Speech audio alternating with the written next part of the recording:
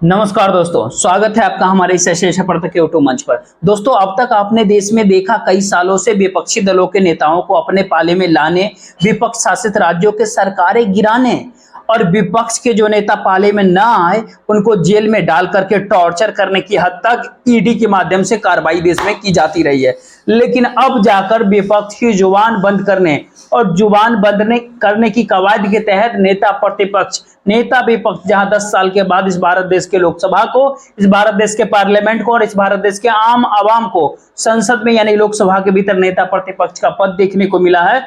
अब उन नेता विपक्ष ने जिस चक्रव्यूह की बात की संसद के भीतर, नेता प्रतिपक्ष ने जिस प्रकार से सत्ता पक्ष को घेरने की कवायद की, नेता प्रतिपक्ष ने जिस तरीके से सामाजिक न्याय की बात की संसद के भीतर, और नेता प्रतिपक्ष ने जिस प्रकार से इस भारत देश में क्रॉनी कैपिटलिज्म और सरकार के करीबी उन चंद उद्योगपतियों का नाम लेकर के सत्ता को सीधे सीधे आंख में आंख डाल करके चुनौती देने की बात कही, तो उसके बाद सत्ता में बैठे हुए वो लोग भला नेता प्रतिपक्ष राहुल गांधी के पास ईडी ना भेजे, ये भला कैसे संभव हो सकता था। चर्चाओं पर अगर भरोसा करे, मीडिया पोर्टल्स के खबर के पे अगर भरोसा करे और जो बातें छप छप करके छन करके बाहर आ रही है उन पर अगर भरोसा करे, तो अगले कुछ ही दिनों के भीतर राहुल गांधी तक ईडी पहुंच सकती है, उनकी गिरफ्तारी भी की जा सकती है। हो सकता है पूछताछ करके ही उनको छोड़ दिया जाए। 3 राज्यों का चुनाव है, महाराष्ट्र, हरियाणा और झारखंड का विधानसभा का चुनाव है। तीनों में कांग्रेस पार्टी का अच्छा खासा स्टेक है और तीनों राज्यों के चुनावी संभावनाओं को एक ऐसे समय में जहां पर सरकार के द्वारा सेवी की प्रमुख बनाई गई महिला और इसके साथ साथ सत्ता और क्रॉनी कैपिटलिज्म, सत्ता और सत्ता के करीबी उद्योगपतियों की कथित साठगांठ संलिप्तता जब हिंडनबर्ग की रिपोर्ट में सीधे सीधे कहे हितों की टकराव की हद तक जाते हुए जब दिख रही है, तो भला ऐसे स्थिति में नेता प्रतिपक्ष की छवि को कैसे खराब किया जाए, ये कवायद सत्ता पक्ष इस दौर में न करे, ऐसा संभव ही नहीं होगा। अब निशाने पर नेता प्रतिपक्ष राहुल गांधी है और नेता प्रतिपक्ष राहुल गांधी निशाने पे यूं ही नहीं है।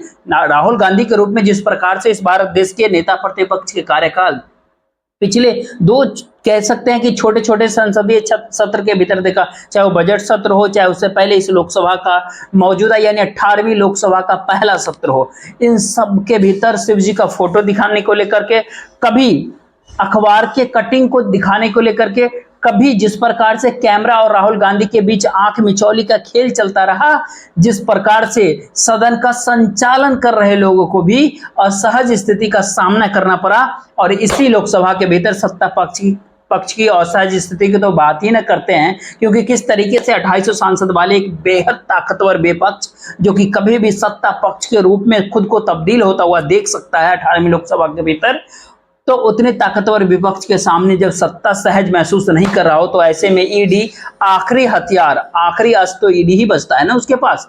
और ईडी अब राहुल गांधी तक नेशनल हेराल्ड मामले में एक बार फिर से पहुंचने की तैयारी में जुट गई है। चर्चा चारों तरफ से है और चर्चा तो ये भी है कि राहुल गांधी की गिरफ्तारी भी की जा सकती है या फिर राहुल गांधी से पूछताछ भी किया जा सकता है।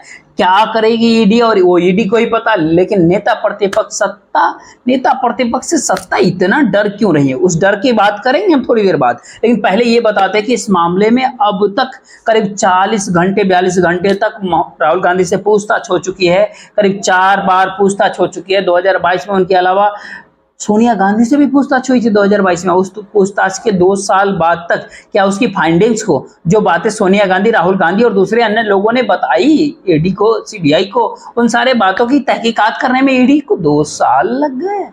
और उसमें से ईडी को अगर कुछ मिला तो चार्जशीट में वो सारी चीजें क्यों नहीं आई। ईडी दावे तो करती है।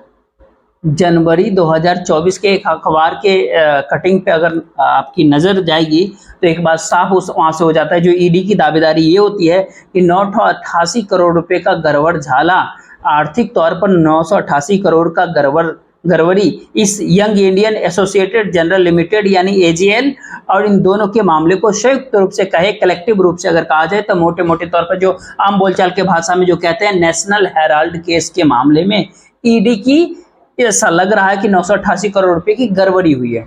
लेकिन अब तक सबूत क्यों नहीं मिला। अभिषेक मनु सिंघवी बड़े वकील है, कांग्रेस पार्टी के नेता हैं, वो ये तक बोल जाते हैं कि इस मामले में न तो कोई आर्थिक लेन देन हुआ, जब आर्थिक लेन देन ही नहीं तो मनी लॉन्ड्रिंग का मामला ही नहीं बनता है, और जब मनी लॉन्ड्रिंग का मामला नहीं होता है तो फिर आर्थिक लेन देन नहीं हुआ तो आर्थिक भ्रष्टाचार कहां से हुआ।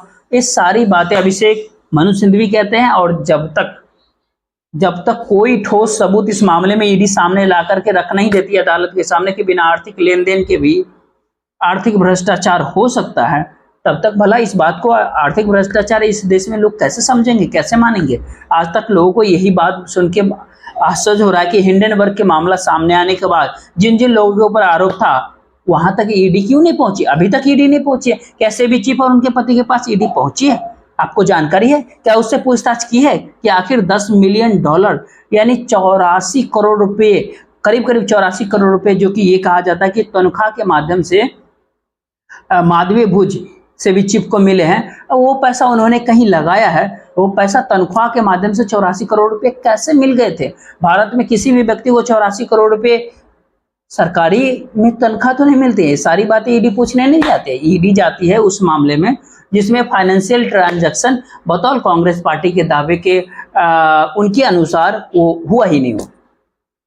आखिर नेता प्रतिपक्ष राहुल गांधी को घेरने की कवायद दूसरी है। नेता प्रतिपक्ष राहुल गांधी को घेरने की कवायद के पीछे का असली सच ये है कि इस देश में विपक्ष का आवाज को कुंद कर देना, क्योंकि नेता प्रतिपक्ष राहुल गांधी को घेरने का असल मकसद है कि जो 3 राज्यों के विधानसभा चुनाव है, महाराष्ट्र, हरियाणा और झारखंड, इन तीनों राज्यों के चुनाव में, जहां पे हरियाणा में कांग्रेस पार्टी सीधे मुकाबले में है और सत्ता के करीब पहुंचते हुए हरियाणा के भीतर दिख रहे, झारखंड और महाराष्ट्र के भीतर कांग्रेस पार्टी एक मजबूत अलायंस पार्टनर की भूमिका में है और अपने पार्टनर्स के साथ अब सत्ता में पहुंचते हुए दिख रही है।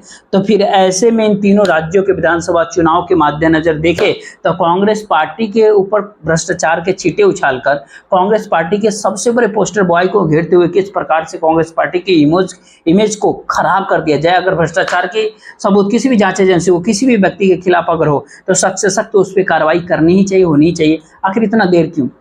लेकिन जब भ्रष्टाचार के सबूत ना हो और सिर्फ बदनाम करने की नीयत से पूछताछ होती हो तो क्या इस तरीके की कवायद को जनता भी सीरियसली लेगी क्या? कहीं पर भी आप आज जाकर के देख लीजिए, ईडी के नाम सुनते ही लोगों को ऐसा लगता है ये ऑपोजिशन टॉर्चर एजेंसी है। ये विपक्ष को टॉर्चर करने के लिए सत्ता पक्ष के द्वारा इस्तेमाल किया गया एक ऐसा टूल किट है, एक ऐसा अस्त्र है जिससे आम जनता के बीच किसकी कमीज कहते हैं ना, किसकी शर्ट कितनी सफेद है, अगर है तो फिर क्यों है, अगर दूसरे की शर्ट अगर इतनी सफेद दिख रही है तो क्यों ना उसके ऊपर कुछ कीचड़ के धब्बे उस पर उछाले जाएं। लोगों को ईडी इसी काम में लगे हुए ज्यादा प्रतीत होती है आज के दौर में। ईडी के डायरेक्टर रहे संजय मिश्रा को बार बार एक्सटेंशन क्यों दिया गया और सुप्रीम कोर्ट के कहने के बावजूद भी मौजूदा सरकार ने उसे हटाने के लिए तैयार क्यों नहीं थी? अंततः सुप्रीम कोर्ट के आदेश के बाद ही क्यों हटा गया? क्या 142 करोड़ के देश में संजय मिश्रा को ही कोई बड़ा महान थे कि दूसरा कोई उनके जगह नहीं आ सकता था? बड़े बड़े खिलाड़ी रिटायर्ड होते हैं, उनके सामने कोई और आता है। आखिर संजय मिश्रा को क्यों ईडी उनके पीछे पड़ी हुई थी? क्यों ईडी के भीतर उनको सरकार संजय मिश्रा को ईडी के भीतर रखना चाहती थी? सबको पता है कि संजय मिश्रा के कार्यकाल के भीतर क्या हुआ। राजनीतिक मामलों में पिछले 1 दशक के भीतर ईडी ने जितने भी मामले दर्ज किया उसका कन्विक्शन रेट यानी सजा दिलाने की जो दर है वो 0.4% रहा है, 0.4%, यानी 0.5% भी नहीं। और ज्यादातर मामलों में देखा गया कि सप्लीमेंट्री चार्जशीट जब दाखिल की जाती है और उसमें इधर उधर की बातें बनाई जाती है, पुख्ता सबूत नहीं रखी जाती है। मनीष सिसोदिया के मामले में यही कहा गया, संजय राउत के मामले में यही कहा गया। तो अनिल देशमुख के मामले में जो पूरी की पूरी तरीके से ईडी एक्सपोज हो गई थी, और जब छगन भुजबल एनसीपी के भीतर थे, शरद पवार के साथ थे, यानी गैर भाजपा गठबंधन वाली पार्टी के भीतर थे, तब तो ईडी उन तक पहुंचती है। जब वो भाजपा गठबंधन के साथ आ जाते हैं उसके बाद से फाइल ही गुम हो जाती है। ईडी को फाइल ही नहीं मिलती है कि उस मामले को कोर्ट में ले जाकर के प्रोसीड कर सके। तो दरअसल पूरे खेल के पीछे जो असली खेल है वो खेल ही दूसरा है। तो खेल तो ये होता है कि पूरी इंडिया अलायंस को कैसे डीस्टेबलाइज किया जाए, कैसे उसको तोड़ा जाए। भ्रष्टाचार के मुद्दे पर जब सत्ता पक्ष घिरता हुआ नजर आता है, क्योंकि आपने देखा होगा कि जिस प्रकार से किसी भाजपा नेता का नाम हिंडनबर्ग ने नहीं लिया था, सरकार में बैठे हुए किसी भी व्यक्ति का नाम नरेंद्र मोदी सरकार के किसी मंत्री का नाम हिंडनबर्ग के भीतर अपनी रिपोर्ट के भीतर नहीं लिया गया। हिंडनबर्ग ने सेबी की चीफ को कॉर्नर कर दिया, उनके पति को कॉर्नर किया, अडानी ग्रुप समूह को कॉर्नर किया, लेकिन बचाव में कौन उतरता है सामने?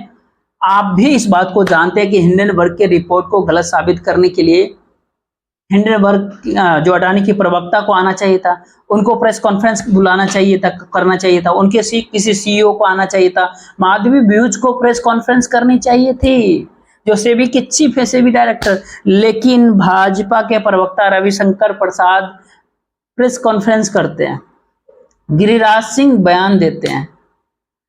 तो क्या गिरिराज सिंह किसी अडानी पार्टी के मेंबर है क्या? क्यों उनको बयान देने पे मजबूर किया गया इस दौर में? क्या रविशंकर प्रसाद, भारतीय जनता पार्टी जो आडवाणी की पार्टी रही है, वो आडवाणी की पार्टी छोड़ करके अडानी की पार्टी तो ज्वाइन नहीं कर लिया उन्होंने? क्या अडानी की कोई पार्टी चुनाव आयोग में रजिस्टर्ड है क्या? ताकि हिंडनबर्ग की रिपोर्ट के ऊपर जब छींटे अडानी ग्रुप पे पड़ते हैं तो बचाव के लिए बीजेपी के, भारतीय जनता पार्टी के नेता सामने आने लगते हैं और नेता प्रतिपक्ष के ऊपर उल्टा आरोप लगाते हैं। आरोप लगाए हिंडनबर्ग ने, सबूत जो उसके पास उपलब्ध जितने भी थे वो देने की कोशिश किया हिंडनबर्ग ने। तो आज के दौर में उसको नेता प्रतिपक्ष के साथ, राहुल गांधी के साथ, कांग्रेस के साथ उसको जोड़ने की कवायद क्यों की जा रही है? आरोप लगाने वाले की जो सवाल पूछने की बजाय उनको ये मतलब आखिर जेपीसी इसमें क्यों नहीं बढ़ सकती हिंडनबर्ग के मुद्दे के ऊपर? आखिर सत्ता के साये में चल रहे पूंजीवाद की घटिया खेल के खिलाफ कोई नेता इस देश के भीतर, आम जनता के भीतर माहौल बनाने जब जाता है तो इसमें गुनाह क्या है? नेता प्रतिपक्ष राहुल गांधी तो यही काम कर रहे हैं। चाहे कोयले की ओवर प्राइसिंग का मामला हो, चाहे इस भारत देश में संसाधनों का लूट का मामला हो, चाहे इस भारत देश के भीतर पब्लिक सेक्टर की दुर्दशा का मामला हो, चाहे बीएसएमएल का मामला हो, चाहे किसान, नौजवान, युवा का, और चाहे दलित, आदिवासी, ओबीसी का हो, चाहे महिला की मामला हो, अग्निवीर की मामला हो, हर जगह राहुल गांधी सरकार को घेर रहे हैं। जब से लोकसभा का 2024 का चुनाव हुआ है, ताकतवर विपक्ष संसद के भीतर सामने आया है। करीब करीब 250 के करीब सांसदों की संख्या पहुंच गई है नेता विपक्ष की। जब भी नीतीश कुमार और चंद्रबाबू नायडू का मन डोल गया, उसी समय विपक्ष सत्तारूढ़ हो सकता है केंद्र के भीतर। ये डर सबसे ज्यादा अभी सत्ता में बैठे हुए शीर्ष नेताओं को है और इसी डर के आश्रय एक नए किस्म का खेल खेला जा रहा है नेता प्रतिपक्ष राहुल गांधी के साथ। क्यों ना राहुल गांधी का ही छवि को खराब कर दिया जाए इस दौर में। बाकी इस वीडियो को ज्यादा से ज्यादा लोगों तक आप शेयर कीजिए, वीडियो को लाइक कर लीजिएगा और चैनल को सब्सक्राइब जरूर कीजिएगा। जय हिंद, जय भारत।